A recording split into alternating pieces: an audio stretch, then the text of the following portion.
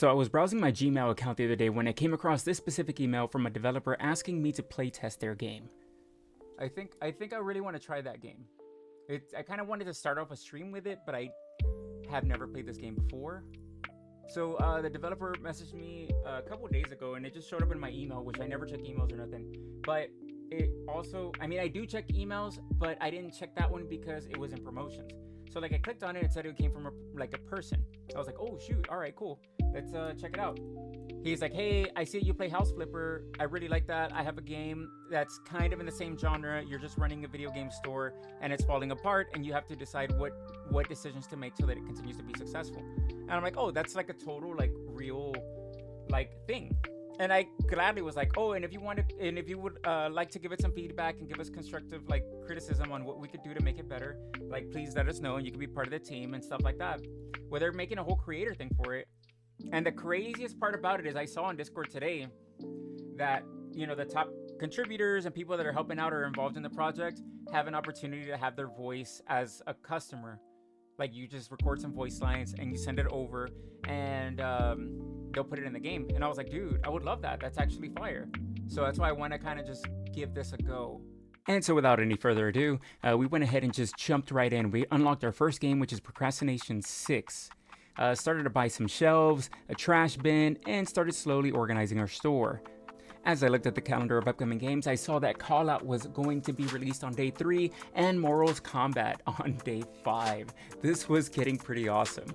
Started stacking up our shelves, organizing our store, and kind of just seeing how it would go. Currently, I only had one game, which was Procrastination 6. Started stocking up the shelves, ordering more copies, and as you can see here, we were ready to get our first day started.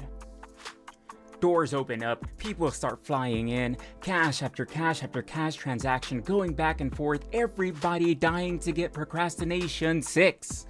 Because that's all I really had. Finished our day, and it was time to get started with day 2. What did I unlock? I got a brand new white controller. We went ahead and stocked up our shelves, ran the cash register once again, and it was on, baby. We were stacking up. I was in the thousands. We were making sales. Call out comes out. I'm telling you, bro, I was at the edge of my seat during this time. Absolutely ridiculous. Ordering more copies. I had my first person try to steal. Had to chase him down with a bat. Man, and then we unlocked the RGB keyboard, and I got a loan from the bank. It takes money to make money, am I right, boys? So yeah, we're just kind of pushing right through every single day, and it's just going nice and easy. The store is getting so popular at this point. And before you know it, it is literally time to expand, transaction after transaction, and we are just expanding the store, being able to occupy more individuals and more games. Expanding will cost you rent? Are you kidding me? That's when I realized I might have been playing this game just a little wrong. Hey, Raw, I'm the GameStonk guy. Oh, dude. Vincent? No way. You're stopping by the chat? That's incredible. I have nothing but positive comments, honestly. I love, like, as soon as you log in, you can see the roadmap and everything like that. Briefly went through that. I think that was great. Let's see. Yep, yes way. It looks fun.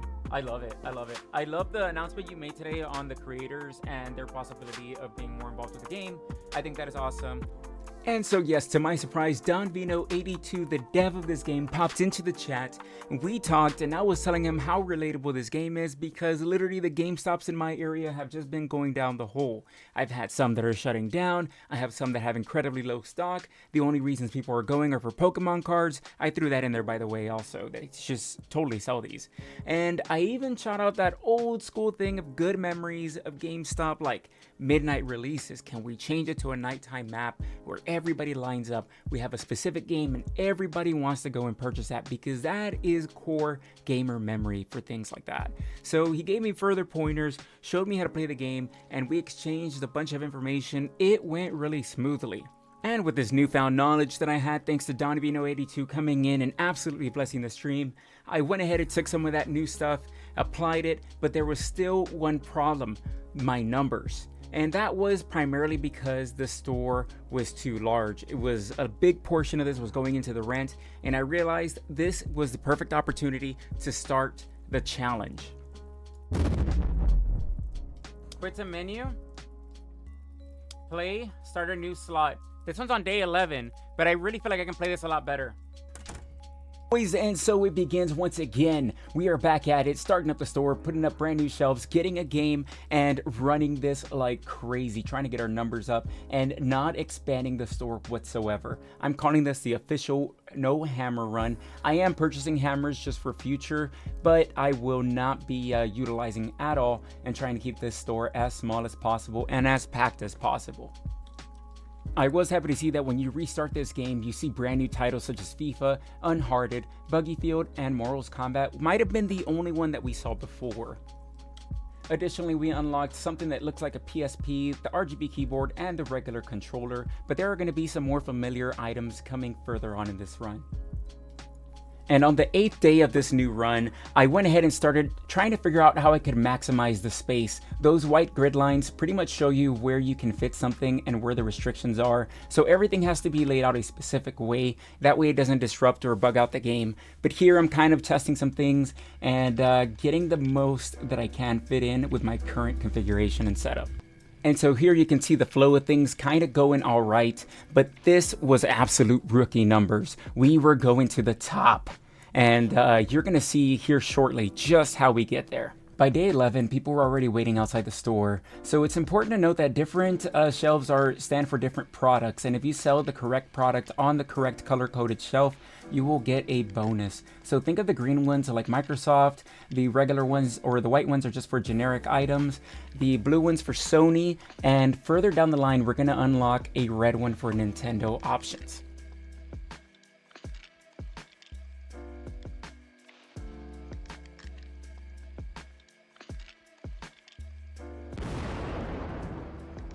So this day was very interesting overall, just because it had been unlike anything I'd experienced before. It was Riot Day, and well, people are gonna start going crazy, but just to give you the gist of it, take a look at these clips. Oh my gosh, dude, everybody's stealing stuff. I don't have anything to hit you with. Regardless of the big loss of Riot Day, the next day, day 15, ended up being one of the most profitable days that we've had yet, stacking up high numbers, and it all led to this very important moment. That's gonna be my biggest order to date. Let's run it.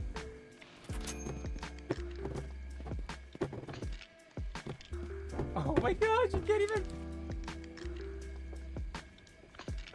This is a good moment. Wait, can I even get to my open sign? Yeah, I can. All right. Additionally, we added some really exciting titles like World of Warcraft and Mobile Fart. On day 17, people were starting to ask the important questions. How was I going to fit more shelves in it? And you know, I'm going to figure it out. And at this possible point, I believe this is the absolute max we can fit in there. Maybe if I started it differently, but as you can see, those white lines are pretty maxed out, and I'm not going to be able to do a whole lot here moving forward. So we've successfully gotten to our max count here at 16 in this game. I really don't think I can max out any further without expanding the store, so this is where I'm at. And we just kind of ran it all the way through, stocked up our shelves, added in all our games, and afterwards I got some recognition for pretty much doing this run in the group Discord. It was pretty fun.